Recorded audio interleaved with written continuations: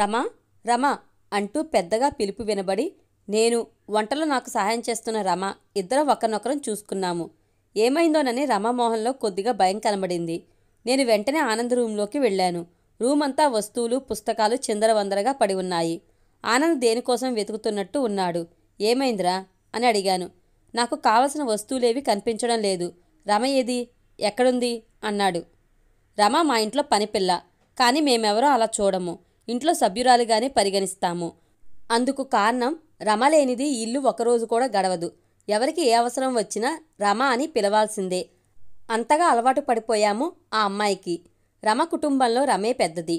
ఈ మధ్యనే వాళ్ళ నాన్నగారు యాక్సిడెంట్లో చనిపోవడం వల్ల కుటుంబ భారం రమ మీద పడింది. తమ్ముడు చెల్లెల్ని చదివిస్తూ వారి కుటుంబాన్ని పోషిస్తుంది. నేను మా వారు ఉద్యోగాలకు వెళ్లడం వల్ల పెద్దవారైన మా అత్తామామలను, స్కూల్లో చదువుతున్న మా అమ్మాయి ఇంటికి రాగానే చూసుకోవడానికి ఇంట్లోనే ఉండిపోయే మనిషి కోసం వెతుకుతుంటే తెలిసిన వారు రమ వాళ్ళ పరిస్థితి చెప్పి వారికి సహాయం చేయవలసిందిగా కోరుతూ రమని మా ఇంటికి పంపించారు. నెల నెలా మేమిచ్చే వేతనం ఇంటికి పంపుతూ రమ ఇక్కడే ఉండిపోయింది. ఆనంద్ మా అబ్బాయే. వేరే ఊర్లో హాస్టల్లో ఉండి ఇంజనీరింగ్ పూర్తి చేసి వచ్చాడు. పై చదువా లేక ఉద్యోగమా అనే ఆలోచనలో గడుపుతున్నాడు. మొదట్లో రమ అంటే ఇష్టం చూపేవాడు కాదు. రాను రాను వాడు కూడా రమ చేసే పనులకు అలవాటు పడి ప్రతిదానికి నన్ను కాక రమనే పిలుస్తున్నాడు. ఈ మధ్య రమ పట్ల వాళ్ళలో మార్పు గమనించాను.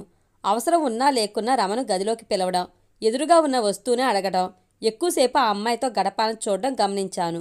ఆనంద్ ఫ్రెండ్స్ అంటూ నలుగురితో తిరిగినవాడు. ఇప్పుడు ఇంట్లోనే ఉండటంతో రమకు దగ్గరవ్వాలని చూస్తున్నాడు.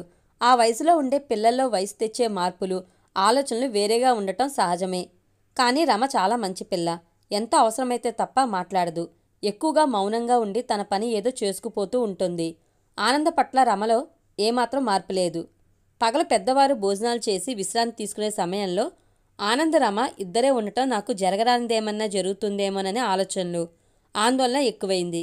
మా వారికి చెప్పాలా వద్దా? ఆనంద్ ఉండేది కొన్ని రోజులే. ఏ ఉద్యోగమో వస్తే వెళ్ళిపోతాడు. వయసులో ఉన్న ఇద్దరి మధ్య కొద్ది సమయం చాలదా? ఏమిటో పిచ్చి ఆలోచనలు. నా కొడుకు గురించే ఇంత ఆలోచన. వాడి మీద నాకు నమ్మకం లేదా?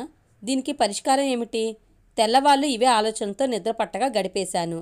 ఫోన్ మోగుతుంటే తీసి హలో అన్నాను. అటువైపు నుంచి మా ఆడపడుచు, వదినా ఇవాళ అన్నయ్య ఇంట్లోనే ఉంటారు కదా, నేను రాఖీ కట్టడానికి వస్తున్నాను అంటూ ఇంకా ఏదో మాట్లాడుతుంది. కానీ నాకు ఏదో ఆలోచన వచ్చి అలాగే వదినా, భోజనానికి ఇక్కడికి వచ్చేయమని చెప్పి ఫోన్ పెట్టేశాను. ఈరోజు రాఖీ పౌర్ణమి అని నాకు గుర్తొచ్చి వెంటనే స్నానం చేసి తయారై దగ్గరలోని షాప్కి వెళ్ళి రాఖీలు కొనుక్కొచ్చాను. మా ఆడపడుచు వచ్చి మా వారికి రాఖీ కట్టి మా అత్తామామలను కలవటానికి వారి గదిలోకి వెళ్ళింది. మా అమ్మాయి కూడా ఆనంద్కి రాఖీ కట్టి వాడి ఇచ్చే గిఫ్ట్ కోసం ఎదురుచూస్తుంది. నేను రమని పిలిచి, రమా మీ ఊళ్ళో ఉంటే మీ తమ్ముడికి రాఖీ కట్టేదానివి కదా, ఆనంద్కి రాఖీ కట్టి మీ అన్నయ్యకి కట్టావనుకో అంటూ రమ చేతికి రాఖీ ఇచ్చాను ఆనంద్కి కట్టమని. రమ ఎంతో సంతోషంతో ఆనంద్ చేతికి రాఖీ కట్టింది. మా వారు అప్పుడే గదిలో నుంచి వచ్చిన మా ఆడపడుచు కూడా సంతోషంగా చూశారు.